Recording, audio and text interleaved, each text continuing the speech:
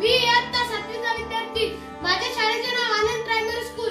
आज मी तुम्हाला ॲज वेल ॲज शिकवणार आहे. ॲज वेल ॲज हा कंजंक्शन, पण कंजंक्शन मधला कोऑर्डिनेटिंग कंजंक्शन. आता मी तुम्हाला एक एक्झाम्पल घेणार आहे, त्याला ॲज वेल ॲज मध्ये कन्वर्ट करणार आहे. Ram is good. Ram is clever. Ram is good as well as clever. Ram is जसं तसं नाऊने सारखा झाला. पहिले या वाक्यात नाऊने सारखा झाला, दुसऱ्या पण वाक्यात नाऊन सारखा आला.